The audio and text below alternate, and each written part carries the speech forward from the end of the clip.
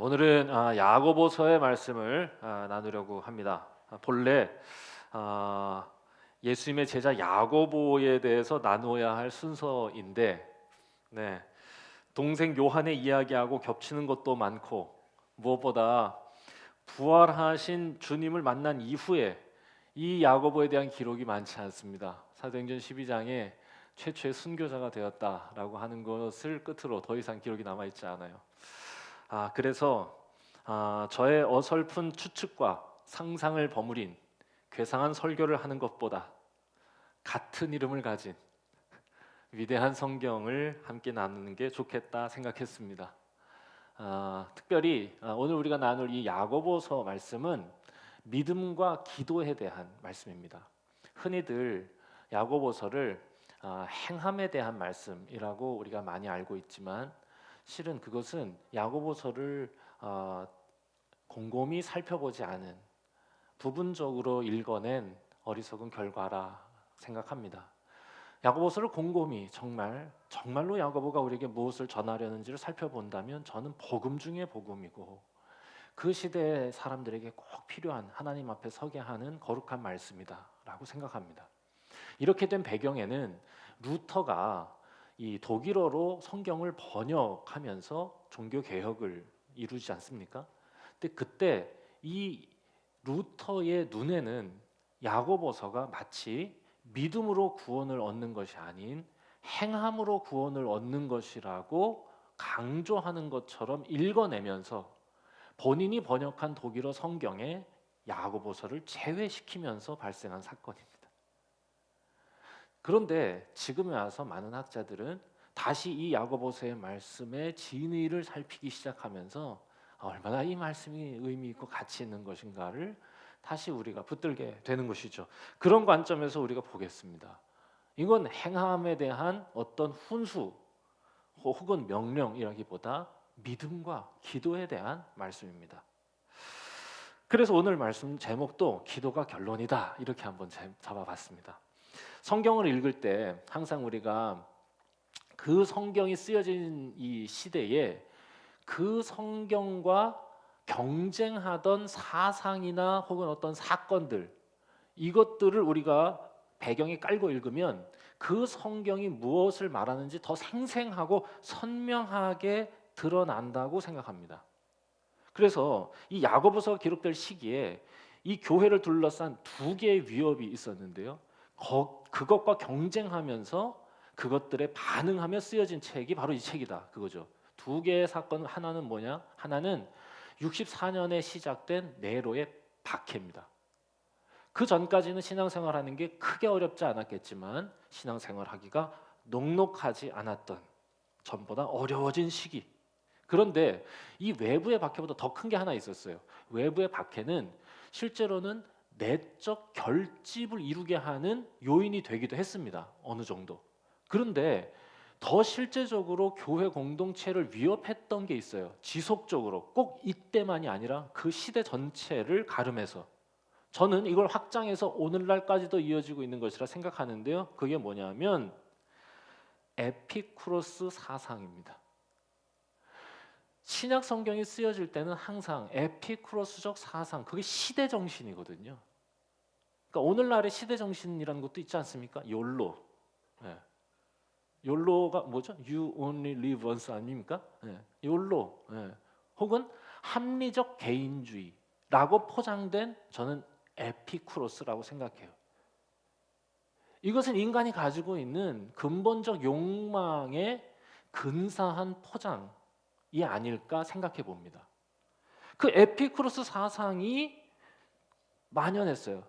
저는 오늘날 현대인들에게도 에피쿠로스 철학과 기독교 메시지를 함께 놓고 하나를 고르라고 하면 대부분의 사람들은 에피쿠로스를 선택할 것이라고 생각합니다. 심지어 교회 안에도 에피쿠로스틱 크리스천, 이거 제가 만든 단어지만 에피쿠로스적인 크리스찬도 많다고 저는 생각해요. 자, 들어보세요. 그 사람들의 생각은 신은 우리에게 그렇게 크게 간섭하지 않고 영혼은 흩어지고 죽음은 그냥 마땅히 받아들여야 할 운명으로 생각하고, 어떻게든 이 땅에서는 고통을 피하면서 다른 사람에게 피해를 주지 않고 오늘을 행복하게 살아가는, 이거 봐. 벌써 다들 고개가 끄덕끄덕 되죠? 오늘날 모든 사람들은 이걸 위해 살아요. 어찌 보면 소시민적이고 또 어떻게 보면 복잡한 세상에서 우리 마음에 안식을 주는 것 같은 소시민적인 행복을 얘기하는, 신은 너의 삶에 영향을 줄 만큼 가까이 있지 않아. 그러니까 너의 삶에 어떤 영향도 못 미치는 신에 대한 관심은 끄고 오늘 네 행복에 집중해 라는 겁니다. 그리고 너 스스로 고통을 없애야 행복한 거니까 고통이 없는 상태를 행복이라고 얘기합니다. 이건 마치 불교하고도 비슷해요. 그리고 그 고통의 원인을 집착, 탐욕, 욕심 이런 것에서 찾는 것도 거의 흡사합니다. 그러니까 너무 순간적인 쾌락에 집중하지도 말고 집착하지 마. 너무 욕심내지 마. 다른 사람에게 피해 주지 않는 것처럼 너 자신도 괴롭히지 마. 만약 그렇다면 너는 네 마음대로 네 삶을 즐겨 라고 얘기하는 겁니다. 여러분 이거 너무 근사합니다. 소위 오늘 우리가 얘기하는 합리적 개인주의에 가장 가까운 이야기죠. 하지만 기독교가 맞서고 있는 사상이 이겁니다. 아무리 뒤집고 찾아봐도 틀린 구석이 안 보이는 이 말들에 하나님은 빠진 것이 있다고, 실수한 것이 있다고 알려주는 거죠. 자, 이 가치관에 둘러싸여 살아가던 사람들에게 쓰여진 성경이 바로 이 야고보서입니다. 한번 들어보시죠. 제가 5분 정도 분량으로 제가 다시 한번 요약해 봤습니다. 현대어로요. 여러분, 우리는 믿음의 사람들입니다. 이렇게 시작합니다. 12지파에게 묻는다. 이걸 이런 식으로 번역한 거죠, 제가. 믿음을 갖고 세상 산다는 게 얼마나 힘든 시대입니까? 하지만 시험을 불평하기보다 오히려 어리석은 질주를 잠시 멈추고 돌아서는 기회로 여기십시오. 시련이 클수록 유혹이 많을수록 우리 믿음의 실체가 드러날 겁니다. 그러니 성급하게 벗어나려 하지 말고 충분히 참으며 기도하십시오. 어떻게 할지 모르겠다면 기꺼이 지혜를 주실 하나님께 기도하십시오. 그러면 하나님은 주실 겁니다. 하나님은 우리를 시험하는 분이 아닙니다. 우리가 시험 당하는 건 대부분 우리의 어리석은 욕심 때문입니다. 그 욕심은 반드시 죄로 이어지고 죄는 우리를 영원한 죽음으로 몰고 갑니다. 그러니 나에게 잘못이 없다고 말하는 사단의 속삭임에 속지 마십시오. 자기 성찰이 없을 때 우리는 너무 쉽게 화부터 냅니다. 그러지 마십시오. 자기를 돌아보지 못하고 남에게 책임을 물으려 하니까 화가 나는 겁니다. 화도 다스리지 못하고 말씀대로 사랑도 하지 못하면서 어떻게 우리가 주님이 원하시는 경건에 이르겠다 하겠습니까?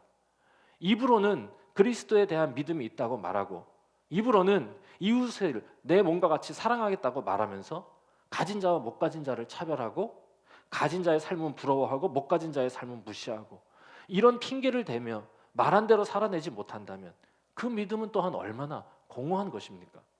왜 이런 겁니까? 믿음이 없기 때문입니다. 믿음이 없으니 행함이 나타날 리 없습니다. 참된 믿음은 항상 참된 행동으로 증명되는 겁니다. 그래서 우리에게 진짜로 필요한 건 참된 믿음입니다. 스스로 먼저 돌아보십시오. 여러분 말을 보세요. 말에서 우리는 완전합니까? 혀는 불과 같아서 작은 불이 온 집을 태우고 입에 재갈이라도 물려야 하는데 안타깝게도 인간은 혀를 다스릴 재간이 없습니다. 여러분 자신을 보십시오. 고난과 시험 앞에서 믿음을 보여야 하는데 정작 우리는 위험의 순간에 우리의 입으로 누군가를 저주하고 상황을 불평하고 하나님을 원망하지 않습니까? 우리는 내 입에서 나오는 말도 다스리지 못하는 존재입니다. 그뿐입니까? 왜 그렇게 세상에 집착합니까? 집착이 고통을 만든다는 거 모릅니까? 갖고 싶은 게 생기면 제멋대로 싸워서라도 이기려 하고 얻으려 하지 않습니까? 심지어 폭력과 살인도 마다하지 않는 것. 설마 당신 그런 허망한 것 달라고 하나님께 기도합니까? 그렇게 자기 마음대로 살고 세상에 속한 것들에 집착하고 기회 있을 때마다 세상과 놀아난다면 정말로 그런 걸 당신이 원한다면 제가 보증하겠습니다. 당신은 하나님과 원수가 될 겁니다. 이게 우리 모습입니다. 말을 다스릴 재간도 없고 세상에 집착해서 서로 아프게 하는 게 우리 인간의 실체고 참상입니다. 우리는 알면서도 못합니다. 약속하고도 지키지 못합니다. 우리의 문제는 뭘 행할지 모른다는 게 아니라 그것을 행할 능력이 없다는 겁니다. 그러니 여러분, 하나님을 가까이 하십시오. 이게 나 야고보가 여러분에게 꼭 전하고 싶은 메시지입니다. 그러니 하나님께 지혜를 구하십시오. 후히 주시고 꾸짖지 않으시는 그분을 믿고 기도하십시오. 우리에겐 그 힘이 없습니다. 그러나 주님께 구하면 인내하게 하시고 마침내 이루게 하실 겁니다. 자, 여러분, 이제 사단에게 안 된다라고 외치고 우리 주님을 향하여서는 예라고 고백하십시오. 죄에서 손 떼고 내면의 삶을 깨끗이 하십시오. 제발 기웃거리지 말고 당신 마음대로 살려고 하지 마십시오. 신중하고 품위 있게 질서 있게 행동하십시오. 이것을 위해 하나님 앞에 무릎 꿇고 지혜를, 은혜를 구하십시오. 그것만이 저와 여러분이 다시 일어설 수 있는 길입니다. 그러니 여러분, 다시 한번 말합니다. 기도하십시오. 은혜를 구하고 지혜를 구하고 인내하십시오. 믿음으로 주님 앞에 나아가십시오. 이게 저의 결론입니다. 기도하십시오. 주의 이름을 부르십시오. 슬픈 마음이 있습니까? 기도하십시오. 기분이 많이 좋습니까? 찬양하십시오. 아픈 데가 있습니까? 교회 지도자들과 함께 기도하고 은혜를 구하십시오. 그러면 낫게 하시고 일으켜 주시고 죄도 용서해 주실 것입니다. 이를 위해서 우리가 함께 할 일, 함께 모여 믿음을 고백하고 서로를 위해 기도하는 겁니다. 누구도 이 거룩한 걸음에서 낙마하지 않도록 떠난 이가 있다면 포기하지 않고 그들을 위해 기도하는 것입니다. 찾아가십시오. 그리고 돌아서게 하십시오. 그들의 어리석음을 하나님의 은혜로 덮어주실 것입니다. 이게 야고보서 전체의 내용입니다. 여러분, 행함을 강조하는 게 아니라 행해야 하니까 하나님 앞에 서라고. 우리는 그 힘이 없다고. 하나님이 원하시는 그 나라 이루어야 하니까 너의 나라가 아니라 네가 원하는 그 세상 아니라 우리는 하나님의 빚으신 자니 하나님 나라 이루어갈 사람들이니까 기도해야 한다고 얘기하는 거예요. 박해 시대, 에피쿠로스 시대에 흔들리고 아파하는 성도들에게 야고보가 전하려고 하는 메시지. 저는 그래서 크게 두 가지 메시지를 여기에서 들은 겁니다. 첫 번째 메시지는 뭐냐? 하나님을 가까이 하라는 겁니다. 우리 오늘 읽었죠. 4장 8절 상반절. 하나님을 가까이 하라. 그리하면 너희를 가까이 하시리라. 이거 한마디로 하면 뭡니까? 에피쿠로스의 말을 듣지 말라는 겁니다. 하나님은 너의 삶에 개입하지 못할 만큼 충분히 멀리 계시다고. 느껴지지 않냐고. 너 하나님 느낄 수 있어? 만질 수 있어? 없어. 그냥 저 멀리 있는 거야. 죽음? 그건 아무것도 아니야. 그냥 영혼은 흩어지는 거야. 매우 현실적이죠. 그래서 야고보가 얘기하는 겁니다. 아니라고. 가까이 계신 하나님을 너도 가까이 하라는 겁니다. 성경이 그 시대를 향해 던져준 메시지가 뭐겠어요? 신이 멀리 있다고 하는 시대에 하나님은 친히 우리와 같은 모습으로 우리에게 오셨다는 게 복음입니다. 저 멀리 계신 분이 아니라 그분이 우리를 위해 우리에게 오셨다는 것이 복음이에요. 그게 에피쿠로스적 시대 정신에 가득했던 사람들의 세계관을 뒤흔들었던 겁니다. 우리와 상관없는 저 하늘 너머의 신이 아니라 우리와 함께하는 내 곁에 계신 하나님이라는 거죠. 이 사실에 감사하고 이 사실을 믿고 가까이 계신 하나님을 너도 가까이 해라 이겁니다. 이 사실에 감사하는 게 그게 성도죠. 하나님이 나와 함께 하시고 하나님이 나의 삶에 개입하실 뿐 아니라 나보다 더 깊은 애통함으로 나를 위해 간구하시고 나를 빚어주시기 원하시는 분이 그분이시라는 거 우린 믿는 거죠. 그래서 나의 열심이 하나님의 열심 앞에서 부끄럽지 않게 살아가려고 하는 거, 그게 신앙이죠. 여러분, 제멋대로 살아가는 이유가 뭡니까? 그거 여러분, 하나님이 없기 때문에 그래요. 그 삶에 하나님을 떠난 결과가 뭡니까? 자기 멋대로 사는 거예요. 내 원하는 대로 살아가라고. 도덕과 윤리가 무너지는 이유가 뭡니까? 하나님을 버리는 순간 자기가 기준이 되기 시작하는 거예요. 여러분, 도덕과 윤리라는 건 반드시 인간이 두려워하는 무언가 앞에서 옳고 바름을 고민할 때 나타나는 결과물이에요. 그런데 인간을 판단하시고 심판하시는 거룩하고 인격적인 존재를 인식하지 않는 순간, 여러분, 인간의 역사 속에서 하나님을, 아니 어떤 형태의 신이든 인정하지 않은 시대는 없었습니다. 수만 년의 역사 속에서 항상 신앙은, 종교는 인간의 삶의 중심에 있었어요. 그래서 도덕과 윤리라는 게, 사회적 규율과 규범이라는 게 생겨났던 겁니다. 그런데 그게 무너지기 시작했고, 그게 오늘날 우리입니다. 하나님의 자리에 과학이 꿰차기 시작했어요. 과학을 무시하자는 얘기가 아니라 과학이 말하는 영역이 있고 신앙을 가지고 붙들어야 할 영역이 있다는 거, 이거를 우리가 오인하면 안 되는데, 오늘날 이 시대가 그렇게 하나님을 떠난 에피쿠로스적 시대가 된 것이 아닌가. 여러분, 하나님을 멀리하면 우리는 무너지는 존재입니다. 학창 시절에 야간 자율학습이라는 게 있었습니다. 야간 자율학습을 경험하신 분들이 꽤 많으시리라 이렇게 생각은 하는데, 저 때는 매일 8교시를 마치고 4시부터 10시까지 자습하는 거였습니다. 그러니까 5시 반까지 먼저 1차 자습을 하고 다시 밤부터 6시 반까지 밥을 먹고 그 뒤부터 또 10시까지 쭉 공부를 하는 거죠. 그런데요, 자율학습이 가능했습니다. 그때 소위 자율. 그런데 이게 어떻게 자율이라는 게 여러분 가능했겠습니까? 정확히 말하면 자율이라고 말하기는 어려워요. 선생님이 있었기 때문에 가능한 겁니다. 선생님의 존재를 우리는 거의 확인할 수 없었어요. 창문이 위에 달렸었거든요. 그런데 우리가 선생님의 존재를 느낄 수 있게 하는 선생님의 장치가 있었어. 그게 뭐냐?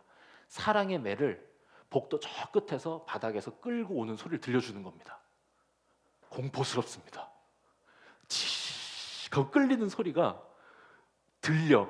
그러면 등어리가 쭈뼛쭈뼛하면서 아드레날린이 막 분비되고 각성이 되기 시작하면서 자율학습이라는 게 시작되는 거죠. 누군가가 지켜보는 거예요. 여러분, 선생님이 없다면 자율학습이 아니라 아마 자율오락 시간이 됐을 가능성이 매우 높습니다. 하나님을 멀리하면 여러분, 우리도 별 수 없습니다. 우리에겐 그 힘이 없기 때문에 그래요. 성경은 하나님이 어떤 분이신지도 실은 알려주지만, 더 정확히 말하면 더 많은 부분을 할애해서 우리가 어떤 존재인지를 설명해 주는 책이에요. 뭐라고 합니까? 우리는 힘이 없는 존재다. 하나님이 힘을 주셔야 한다. 이것이 성경 전체를 관통하는 하나님의 음성이에요. 성경에 나오는 많은 등장인물들을 통해서 우리에게 들려주는 거, 너희에겐 그 힘이 없다는 거. 하나님을 멀리 할수록 욕심은 커지고 양심은 줄어든다는 거 아십니까?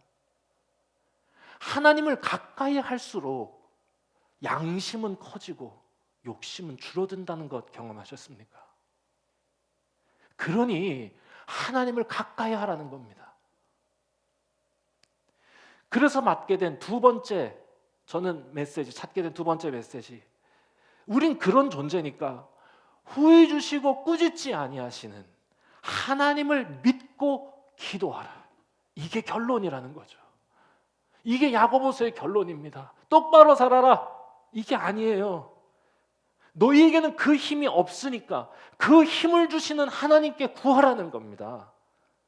여러분, 에피쿠로스는 너의 행복을 위해서 스스로 탐욕과 집착을 다스려라고 그래요. 왜냐? 너무 탐욕스러우면 고통스러워지니까 그것도 행복하지 않아. 너무 쾌락을 막 추구하죠. 이 너무 즉각적인 쾌락 추구하죠. 그거는 고통을 증가시킬 뿐이래요. 그러니까 스스로 좀 통제해라. 스스로 절제해라. 훈련해라. 이렇게 얘기합니다. 자, 이 기저에는 어떤 생각이 있어요? 인간은 그 힘이 있다는 생각이요. 야고보는 바로 이런 에피쿠로스의 이야기에 반박하는 겁니다. 우리는 스스로 그것을 다스릴 힘이 없다고요. 여러분 3장에 보면 아까 제가 우리 말을 한번 보세요 라고 제가 번역했던 부분, 말을 잘해야 한다고, 잘못된 말이 온 몸을 다 불태워버릴 수 있으니까 말 조심하라고 이렇게 하는 부분이 나옵니다. 그런데 야곱의 강조점이 뭔지 아세요? 야곱의 강조점은요, 더 노력해서 말실수 좀 하지 마. 사람이 이렇게 말실수를 해 라고 하는 게 아닙니다. 우리는 노력해도 온전할 수 없다는 걸 논증하고 있는 겁니다. 말이 그런 거야. 그런데 우리는 그거 못 다스려.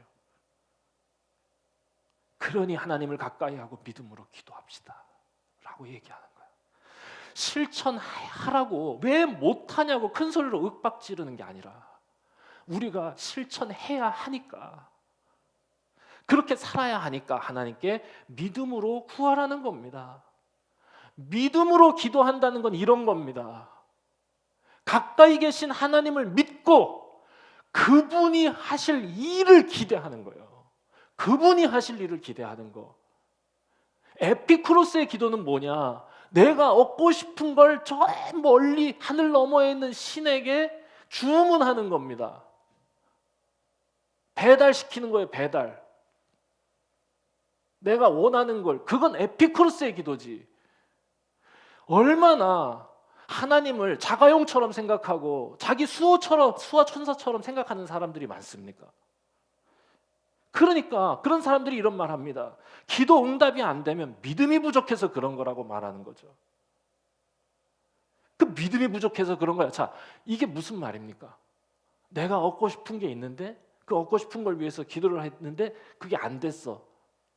그랬더니 옆에서 하는 얘기가 기도가 부족해서 그래. 너 며칠 기도했어? 15일 했. 15일이니까 안 된 거라고. 40일 해야지. 40일. 40일 해도 안 되죠. 40일이 아니야. 4에 4를 더 해야 돼. 4, 4, 16, 160일. 계속 하는 거예요. 더 강한 믿음, 더 긍정적인 생각을 하면서 가는 거죠. 여러분, 여기서 말하는 믿음이란 뭐겠습니까? 더 순수하게 믿지 못한 겁니까?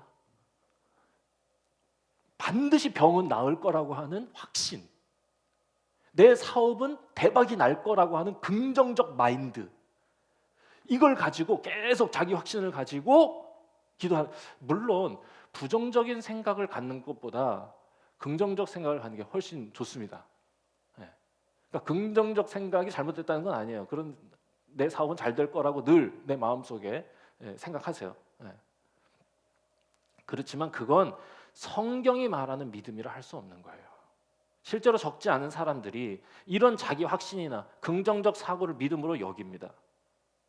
그러니까 이런 믿음, 순수하게 믿는 거예요. 순수하게 나을 거라는 믿음. 그리고 기도하고 안 되면 더 강한 믿음으로 무장하고 다시 그렇게 계속 반복적으로 이렇게 하면 여러분 결국 하나님께 실망하고 마음 깊숙한 곳에서 배신감을 갖고 하나님을 떠나게 되는 결과밖에 없습니다. 여러분, 병이 낫지 않는 게 우리 기도가 부족해서입니까? 내가 더 확신을 갖지 못해서입니까? 믿음을 잘못 배웠기 때문입니다. 오늘 야고보가 이 시대를 살아가는 우리에게 얘기해주고 싶은 건 하나님의 일하심을 기대하라는 겁니다. 성경이 말하는 믿음은요, 항상 무엇을 믿느냐가 아니라 누구를 믿느냐에 대한 것이었습니다. 야고보도 얘기하는 겁니다. 그러니 하나님을 가까이 하라는 겁니다. 그 힘을 주시는 하나님, 그 힘이요, 그 힘을 주시는. 내가 얻고 싶은 무엇에 대한 확신이 아니라 하나님을 믿고 하나님이 하시는 일을 믿는 겁니다. 그리고 그 일이 나의 삶에 이루어지기를 기도하라는 것이죠. 저는 이 야고보서의 결론이 너무 좋습니다. 그러니 하나님을 가까이 해라. 그러니 하나님을 믿고 기도해라. 요즘 우리는 특별한 기도 시즌을 지내고 있지요. 여러분들 부활하신 주님과 함께 제자들이 동행했고 승천하시는 주님의 말씀을 붙들고 기대하면서 하나님의 일하심을 기대하면서 기도했었죠. 그리고 하나님은 어떻게 하셨습니까?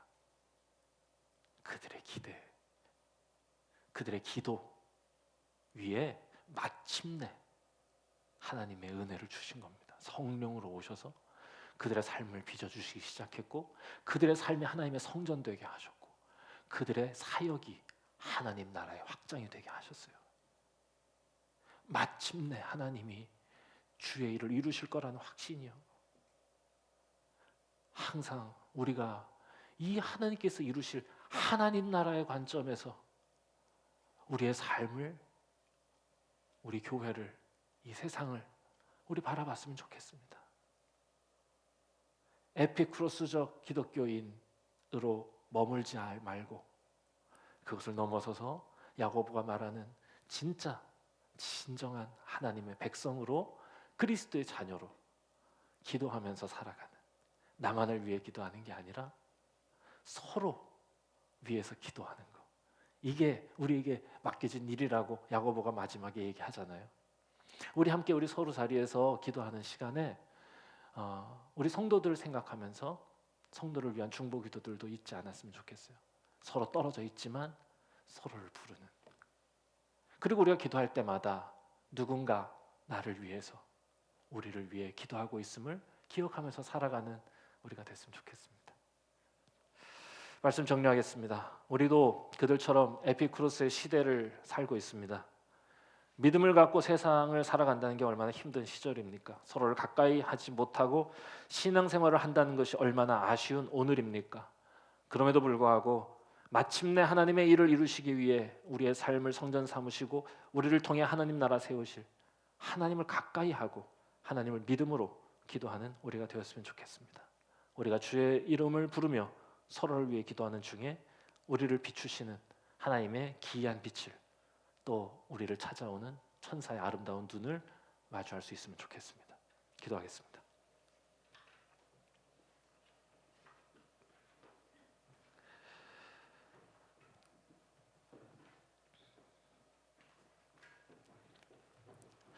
야고보를 통하여서 하나님께서 우리에게 들려주시고자 하는 음성을 저희가 찾아보았습니다. 야고보가 마주하였던 그 시대와 오늘이 어쩜 이리 동일하고 변함없는지요. 여전히 인간은 그렇게 누군가의 간섭 없이, 누군가의 통제 없이 그저 내가 신이 되어서 내 기준을 가지고 나의 행복을 쫓아 살아가는 것 같습니다. 주님, 우리의 삶이 무너지지 않도록 하나님이 만드신 세상을 아름답게, 또한 그 아름다운 세상에서 우리가 더 풍성한 삶을 누릴 수 있도록 우리에게 바른 길 보여주시는 주님의 말씀 저희들이 붙들고 살아가게 하여 주시옵소서. 더 하나님을 가까이 하게 하시고 더 하나님께 믿음으로 기도하는 우리가 되게 하여 주시옵소서. 예수 그리스도의 이름으로 기도드립니다. 아멘.